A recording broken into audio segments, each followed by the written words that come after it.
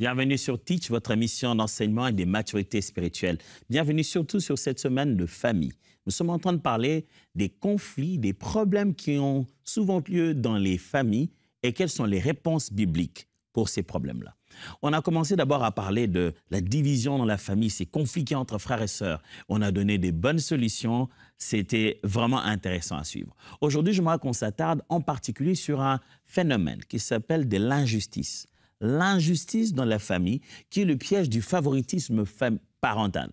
En fait, beaucoup de gens aujourd'hui souffrent, malgré leur âge, de l'injustice qu'ils ont vécue ou qu'ils continuent à vivre dans le milieu familial. Et ça, c'est un sujet de tellement de problèmes et d'instabilité dans les familles. J'aimerais qu'on en parle et qu'on sache comment c'est vécu, d'où ça vient et qu'est-ce que la Bible donne comme solution. C'est là en 5 points seulement. Alors, let's teach. Grandissons ensemble. La première des choses que j'aimerais qu'on sache tous, c'est que Dieu aime sans faire des distinctions. Oui, je sais les versets qui vous embrouillent maintenant, je vais y arriver, vous en faites pas. Mais commençons d'abord par placer très bien cette vérité. Dieu aime sans faire distinction. Actes des Apôtres, chapitre 10, verset 34.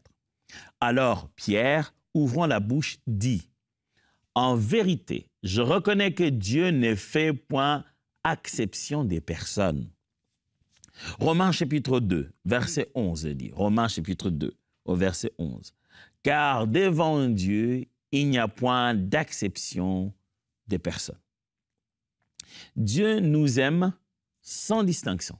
Il nous aime tous comme ses enfants d'abord. Oui, ce que vous allez me parler des catégories, et ainsi de suite, oui. Mais l'amour de Dieu, lorsqu'elle est présentée, elle n'est pas présentée avec injustice.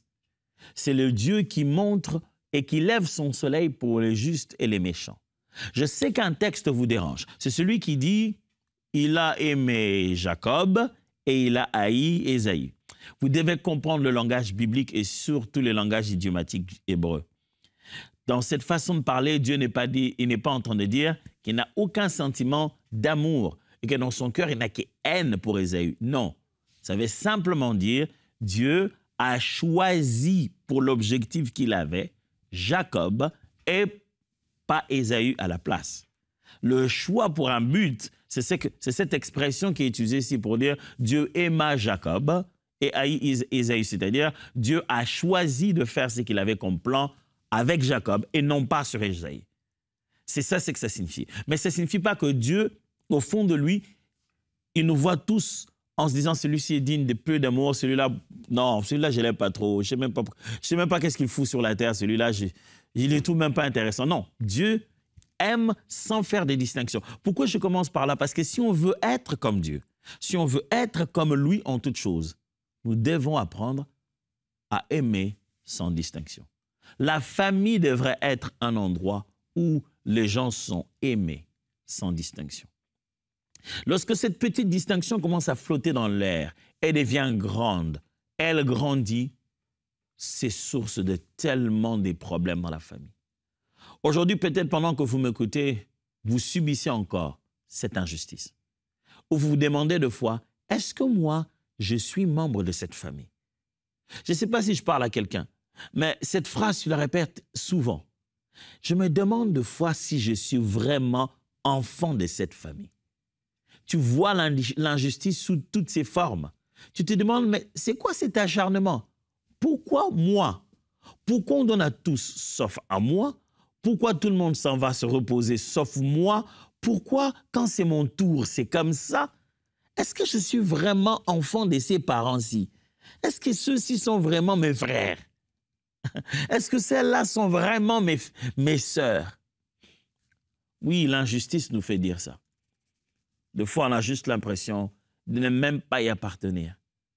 Avant d'aller plus loin, j'aimerais te dire à toi qui m'entends et qui te pose souvent cette question. Sache que devant Dieu, tu es vraiment son enfant bien-aimé. Dieu t'aime de façon particulière, unique, personnelle. Et il n'y a pas d'injustice en lui. Le plan de bonheur qu'il a, ce plan-là, il l'a pour nous tous. C'est un plan de bonheur et non de malheur. C'est un plan pour nous donner de l'espérance. Et ce plan-là est individuellement adapté à ta personne. Dieu ne sera jamais injuste vis-à-vis de toi parce qu'il t'aime sans distinction. Il ne t'aime pas par rapport à l'autre. Il ne t'aime pas par rapport à ton voisin, par rapport à ton pasteur, par rapport à la personne qui prie le plus à l'église.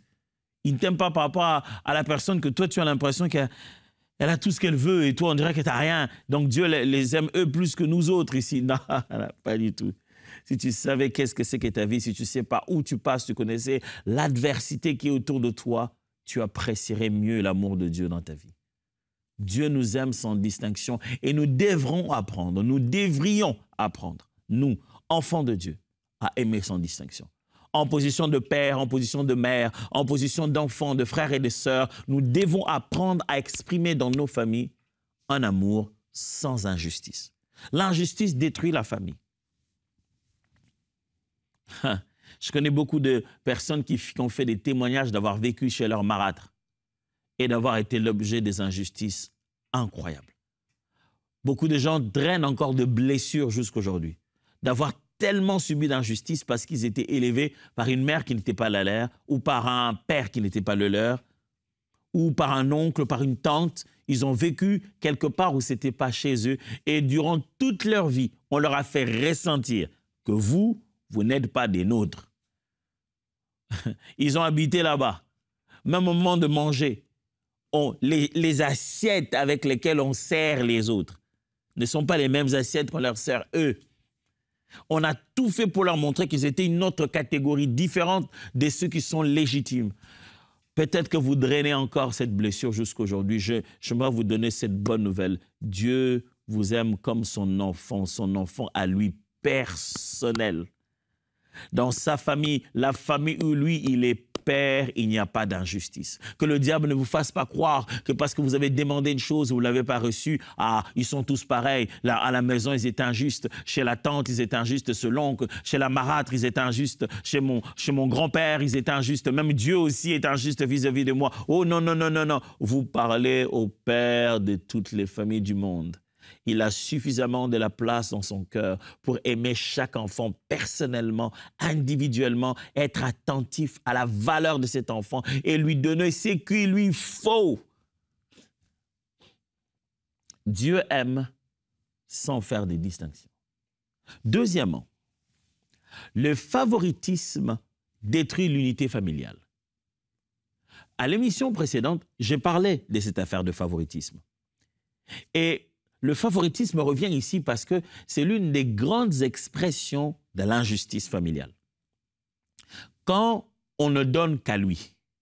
Vous savez, à un moment donné, un frère ou une sœur, quelqu'un de la famille, retient l'attention de tout le monde. À partir de ce moment, les autres n'existent plus. Ah, vous avez vu ce qu'il a fait à l'école? Ah, vous avez vu son match de foot? On va tous dans son match de foot. On regarde tous le foot à la télé parce que lui, il a envie de regarder. Toute la famille devient concentrée que sur lui. Si moi, j'ai mieux dessiné, ou j'ai obtenu des bonnes notes, ou j'ai un rendez-vous spécial, ou une université prestigieuse m'a accueilli, personne n'en parle. Tout le monde est concentré que sur une seule personne. Et si cette personne-là commet des erreurs, tout le monde pardonne. Et si moi, j'en commets une, oh, comment tu peux faire ça? Vous connaissez bien ces sentiments. Peut-être que certains sont en train de vivre ça maintenant. Ils le sentent du favoritisme. Le favoritisme détruit l'unité familiale. C'est l'une des expressions fortes de l'injustice. Quand vous voulez partager, regardez. Si vous ne pouvez pas être juste de la manière à donner la même quantité, soyez juste de la manière biblique. La justice biblique, la justice divine, ce n'est pas la justice des hommes. Ce n'est pas la justice de l'équilibre, c'est la justice de l'équité. Regardez, Jésus-Christ donne cette parabole et il montre que le maître de la maison, avant de partir, il a donné des talents. Et ce maître-là, il est juste, parce que l'image de ce maître-là, c'est Dieu. Mais regarde comment il distribue les talents. Il ne donne pas à chacun le même nombre. Il donne à chacun d'après ses capacités. Un de mes enseignants nous donnait toujours cet exemple. Il dit, quand vous appelez 3 personnes qui entrent, prenez un petit garçon de 3 ans, un adolescent de 16 ans et un vieux de 70 ans. Vous prenez un sac de 25 kilos, rempli de bonnes choses et tout. Vous dites, OK, je vais vous donner à vous tous pour être équitable le même sac de 25 kilos que vous devez porter pendant 2 kilomètres. Vous êtes juste. Selon vous, vous avez donné 25 kilos à tout le monde. Vous avez même vérifié qu'il n'y en avait pas un qui en ait trop ou de plus ou de moins. Pour vous, vous avez partagé équitablement. Mais ce n'est pas de l'équité, ça.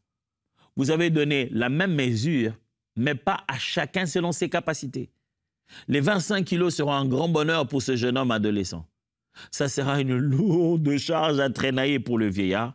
Ça sera juste un poids impossible à porter pour le petit enfant de 3 ans. L'équité servira à se dire, si les 25 kilos, les 23 kilos que j'ai donnés aux jeunes, quelle est la péréquation? Quelle est la valeur de 23 kilos pour un enfant de 3 ans ou pour un vieillard de 70 ans? Qu'est-ce que ça vaut? Ça ne sera peut-être pas 23 kilos, ça sera 2 pour celui-ci, ça sera peut-être 10 pour l'autre. Mais l'effort et l'importance, la place et la valeur doivent être la même si le poids n'est pas le même. C'est ça l'équité. Dans la famille, on ne devrait pas raisonner en se disant je vais donner juste à tout le monde comme je donne à... Non, il faut regarder les cas de chacun, y investir particulièrement. Mais de quoi elle se plaint? Je leur avais donné tous la même chose, non? Non, non, non. On n'élève pas les enfants en leur donnant tous la même chose. On leur donne à chacun d'après ses capacités et d'après ses besoins particuliers. Souvent, nous, parents, je me mets à l'intérieur aussi, on ne se rend pas compte qu'on détruit la famille que nous avons tenté nous-mêmes de fonder par le favoritisme. Et souvent, les parents ne se rendent pas compte qu'ils ont commencé à devenir népotiques. Ils commencent à apprendre qu'ils commencent à faire du favoritisme et ils ne se rendent même pas compte. Il faudrait que les enfants réagissent. Et même quand les enfants réagissent, ils n'entendent même pas ça. Ils disent « Ah, toi aussi, arrête-moi avec ces histoires-là. Ça, c'est de l'enfantillage. Je pense que quand on a fait là... » Non, non, écoutez. Un enfant peut le dire sans trop insister. Mais si vous mettez le favoritisme dans la maison, vous tuez tout. Jacques chapitre 3, verset 16 dit « Car là où il y a jalousie et esprit de dispute, il y a du désordre et toutes sortes de mauvaises actions. » Jalousie, esprit de dispute, désordre, toutes sortes de mauvaises actions. Souvenez-vous, quand j'expliquais le favoritisme, j'ai commencé à placer des niveaux lors de la dernière session en montrant que la division derrière, il y a toujours la jalousie. La jalousie, c'est le favoritisme qui crée. Marc chapitre 3, verset 24. « Si un royaume est divisé contre lui-même, ce royaume ne peut subsister. Il en est de même de la famille. Lorsque la famille devient divisée contre elle-même, elle ne peut pas subsister. » Frères et sœurs, une chose détruit énormément la famille, c'est l'injustice. Et on tombe dans ces pièges-là à travers le favoritisme parental. Troisièmement, l'amour parental doit être volontaire et équitable. Je l'ai presque dit tout à l'heure. Pour éviter l'injustice dans la maison, les parents ont la responsabilité d'être intentionnels et volontaires. Ne les faites pas par hasard à la mesure de tout enfant. Ne mettez pas tous les enfants dans un même sac. Ce sont tous des enfants. Non, non, non, non, non, non. Chaque enfant était une grossesse à part. Chaque enfant, même quand ils sont jumeaux, chaque enfant a dû naître particulièrement. C'est une vie, c'est une destinée. Dieu ne les a pas donnés en gros comme ça et a dit bah, « prenez ce que vous voulez ». Non, Dieu a envoyé chaque enfant sur la terre avec un but.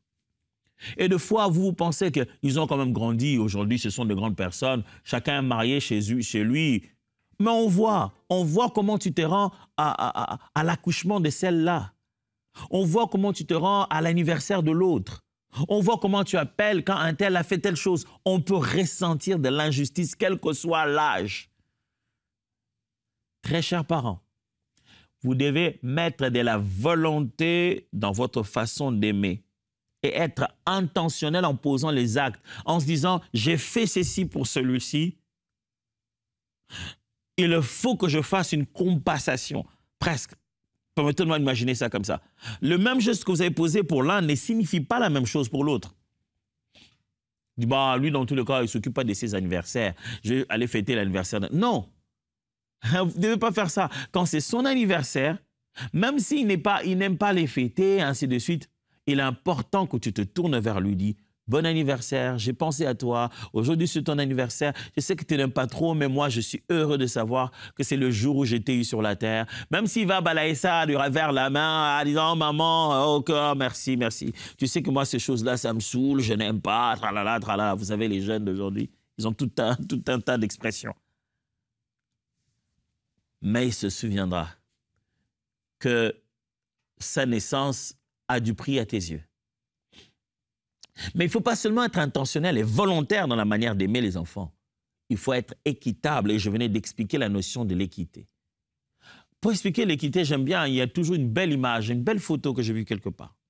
Qu'est-ce qu'on a fait? On a dessiné un mur. Je suis sûr que vous avez déjà vu ça sur Internet. On a dessiné un mur et par-delà le mur, il y avait un match de football. Et il y avait 3 personnes de l'autre côté du mur qui voulaient regarder par-delà le mur pour voir ce match. Mais ces 3 personnes n'avaient pas toutes la même taille. Il y en avait une qui était vraiment courte. Il y en avait une qui était suffisamment géante. Il y en avait l'autre qui était moyenne. Mais tous ne parvenaient pas à voir. Il leur fallait un tout petit peu, un peu plus de taille. Il fallait leur poser un escabeau, un truc dans ce genre. Et j'aime bien cette image-là. L'image montre d'un côté l'égalité. On a mis 2 mesures d'escabeau à tout le monde. Résultat final, celui qui était déjà géant est devenu plus géant. Celui qui était court est resté toujours plus court. Celui qui avait une taille moyenne est toujours resté à la taille moyenne. Mais l'équité s'est manifestée lorsqu'on a pris plus on a donné au plus court, 2 au plus géant, et moyennement à celui qui était moyen. Tout le monde a réussi à voir, mais à la base, on n'a pas donné la même quantité. Pour tuer l'injustice dans la famille, la solution est dans l'équité. Il faudra apprendre à être équitable. Pas l'égalité de nombre, mais l'égalité d'opportunité. Positionner chacun à avoir la possibilité de faire la même chose. J'ai grandi dans une famille nombreuse. On a circulé, mon père et ma mère nous ont... Que Dieu les bénisse jusqu'à aujourd'hui, ils sont vivants et je rends grâce à Dieu de les avoir encore. Ils se sont battus dur pour nous. J'ai vu nous autres, quand on a commencé à étudier, à vouloir aller à l'université, c'était plus le moment où mes parents avaient les mêmes moyens, moi encore la même force. Nous, on est un peu au bout de la liste. Ceux qui sont nés à l'époque où mon père roulait encore carrosse et qu'il y avait encore de moyens, en ont profité d'aller se faire accompagner par véhicule, ainsi de suite, quelquefois. Mais le temps passé, ils n'avaient plus nécessairement les mêmes moyens. Je me souviendrai que moi, j'étais presque plus ou moins les derniers à avoir la chance d'avoir été dans une des écoles à l'époque qui était prestigieuse. Mais malgré ça, ça coûtait beaucoup à mon père et à ma mère. Mon frère qui est venu après moi est venu à une période où mon père était complètement par terre, il n'avait plus rien du tout. Ça a dû être mes frères et sœurs, nos aînés qui sont cotisés, qui ont trouvé une école non loin de là, ils l'ont inscrit. C'était une nouvelle école, mais ce n'était pas la meilleure, ce n'était pas la meilleure des écoles, mais c'est ce qu'on avait. J'ai vu comment mes parents se sont battus année après année pour se rassurer que nous tous, on allait pouvoir avoir plus ou moins la même chance. On n'a pas pu tous étudier en mêmes écoles parce qu'on a dû se déplacer, mais tenter tant soit peu de nous placer tous plus ou moins dans les mêmes écoles. Pas dans la même école, mais au moins les écoles qui ont les mêmes capacités, qui ont les mêmes connaissances. Ils ne voulaient pas que certains évoluent dans la vie en n'ayant pas eu les mêmes opportunités. Parents, il est de votre responsabilité d'être intentionnel dans la manière de partager les opportunités pour que tout le monde en ait une. Ça ne sera pas exactement la même chose, mais ça doit devoir avoir la valeur voulue. Ça doit avoir la même valeur. Vous devez trouver un moyen de mettre tout le monde au même point de départ, au même point de départ de la course de la vie. Il y en a un pour qui il faut faire 3 fois. Il y en a un pour qui une fois suffit. Il y en a un pour qui on lui dit, écoute, toi, avance, tu apprendrais mieux en donnant plutôt qu'en recevant. Mais il faudrait que ça soit intentionnel. Vous ne devez pas vous le dire dans votre tête sans le lui faire comprendre à lui, sans lui montrer son point fort à lui. Les enfants souffrent d'injustice. Jusqu'aujourd'hui, des enfants qui sont devenus eux-mêmes parents souffrent encore de l'injustice de leurs parents. Colossiens chapitre 4, verset 1.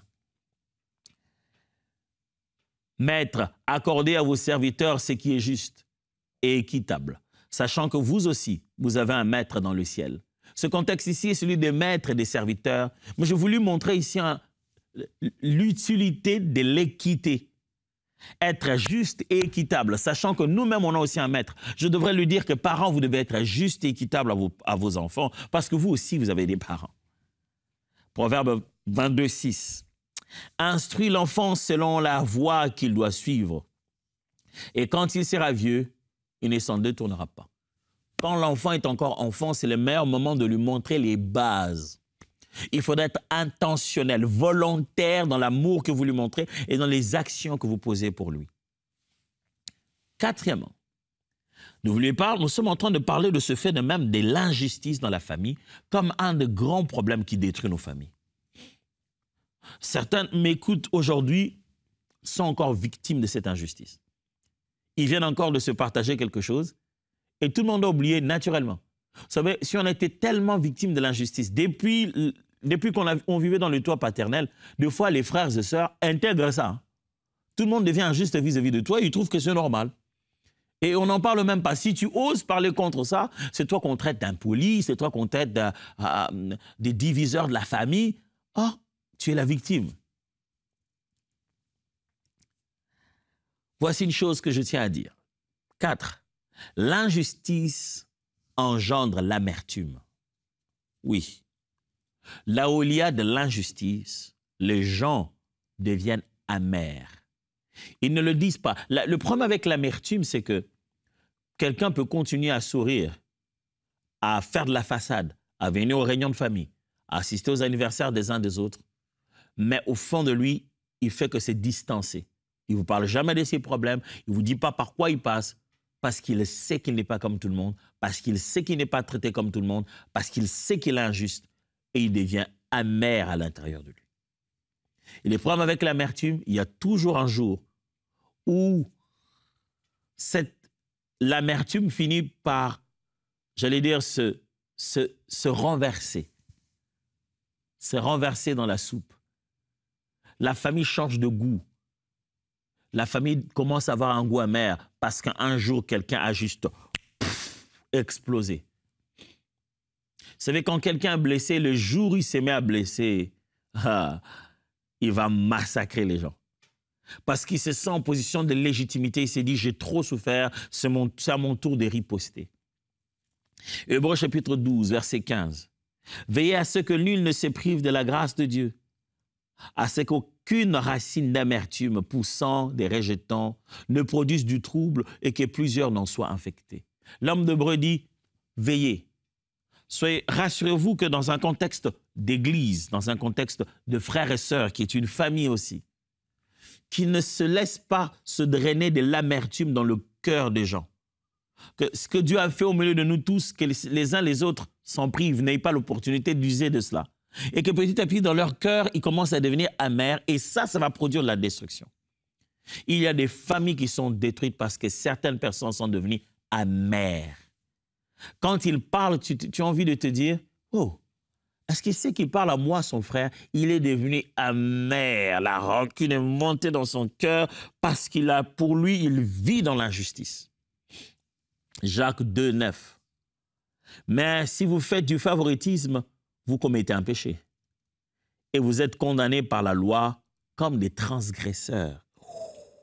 Si vous faites du favoritisme, vous commettez un péché.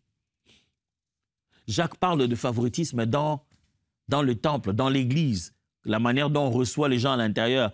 Parce que l'église est une grande famille, on ne veut pas commettre du favoritisme. Il appelle ça un péché. Parents, frères, sœurs, peut-être pas les parents, peut-être c'est le grand frère, peut-être c'est la sœur aînée, c'est peut-être là où on a vécu. Faites attention, quand il y a de l'injustice, vous êtes en train de créer de l'amertume, vous êtes en train de préparer une bombe à retardement.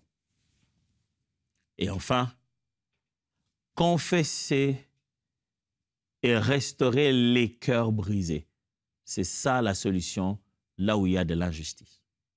Je vous ai promis de parler des 5 choses, 5 affirmations qui vont nous aider à comprendre le problème de l'injustice et même à en voir les conséquences et par-dessus tout, à en donner une solution. Et s'il y a une solution, la voilà.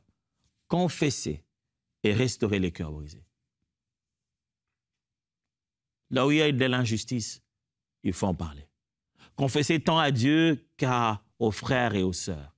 Vous savez, celui qui subit l'injustice ne la subit pas toujours intentionnellement de la part de ceux qui le font subir. Je simplifie. Quand vous sentez qu'on vous a traité injustement, ce n'est pas toujours l'intention de ceux qui l'ont fait. Alors, si tu ne fais pas savoir que c'est injuste, tu peux passer là-bas inaperçu. C'est pour cette raison que dans le système humain, on a établi la justice, on a établi la loi et on a établi des avocats. Parce que quelquefois, vous subissez un tort, vous avez besoin d'aller vous défendre. Vous avez envie de vous dire, mais lui, il n'a pas payé. Pourquoi c'est moi qui dois aller porter plainte? C'est à lui de comprendre qu'il n'a pas payé. Il aurait dû... Non, non, non, le monde n'est pas comme ça. Il faut faire savoir le mal, les dégâts, le tort que l'on a subi. Il faut le faire savoir parce que des fois, les gens ils vont continuer à faire la même chose. Il faut réclamer cela. Il faut dire que ça ne va pas, c'est injuste. Vous savez, c'est très difficile dans nos familles que vous puissiez venir et dire c'est injuste et tout le monde vous dire ah bravo, t'as raison, c'est injuste. Non, les gens vont commencer d'abord par se défendre. Mais au moins, la pensée était claire, tu leur as dit que tu as ressenti de l'injustice dans ce qui s'est fait. Ils vont être un peu plus attentifs la prochaine fois, Dieu voulant. Mais il faut confesser, dire clairement, là, je me suis senti être traité injustement. Et même plus dire, pardonnez-moi. Là, je crois que j'ai traité injustement. Revenir auprès d'un enfant, lui dire, pardonne-moi, je crois que c'était injuste. Je vois comment ma femme et moi, quand on se rend compte qu'on a loupé quelque chose, on a loupé quelque chose pour l'un des enfants, on le fait asseoir, on lui dit, pardonne-nous. Nous deux, on l'amène dans un coin où on est ensemble, on lui dit, pardonne-nous, on aurait dû faire ceci, pardonne-nous, pardonne-nous, tu sais, on l'a fait pour l'autre, on aurait dû faire pour toi, on a manqué les temps, on est vraiment désolé, on veut se rattraper, voilà, on a promis de faire telle chose, on le fera dans le but de se rattraper. L'enfant nous voit confus, il dit, ouais, ça va, si vous voulez, et on se met avec diligence pour essayer de fixer l'affaire, parce que c'est à ces âges-là déjà que ça commence à se s'aimer. Jacques 5, 16 dit, confessez donc vos péchés les uns les autres et priez les uns pour les autres afin que vous soyez guéris. La prière fervente du juste a une grande efficacité. Lorsqu'on en parle, on en trouve guérison. Et Éphésiens 4, 3 dit, vous efforçant de conserver l'unité de l'esprit par le lien de la paix. Paul parle du fait que nous devons rester unis et que le but de notre foi chrétienne pour laquelle Dieu a donné des pasteurs, des docteurs, ainsi de suite, c'est pour l'unité de la foi. Il faudrait que nous maintenions ces liens de la paix, l'unité, que nous restons un. C'est important, l'unité dans la famille. Et l'injustice vient troubler cette unité. J'aimerais prier pour vous qui avez tellement subi d'injustice. Laissez-moi prier. Abba, tu vois le cœur de mon frère, tu vois le cœur de ma sœur. Ça fait mal. Subir de l'injustice de la part des gens qui ne nous aiment pas, ça fait moins mal. De fond, on ne le ressent même pas. Dans tous les cas, ils ne nous aiment pas. Mais quand ça vient de quelqu'un qui a ton propre sang, qui a le même nom que toi, qui est censé être ton père, ta mère, ta sœur, ton frère, ça fait beaucoup. Ça fait vraiment mal. Mais je prie au Dieu, toi qui es le Père de tous, qui sait ramener l'oreille que nous avons coupée par nos erreurs, commence à penser ces cœurs, des blessures dont ils ont souffert. Ramène la paix, ramène la joie. Qui ne tente pas de refaire un travail pour qu'on les accepte à nouveau, qui ne tente pas de le faire, mais qui le trouve plutôt paix, joie, et pardon, liberté, délivrance en toi, Seigneur Jésus, au son de ma voix et dans cette prière, au nom puissant de Jésus. Amen. Dieu vous bénisse et voyons-nous demain.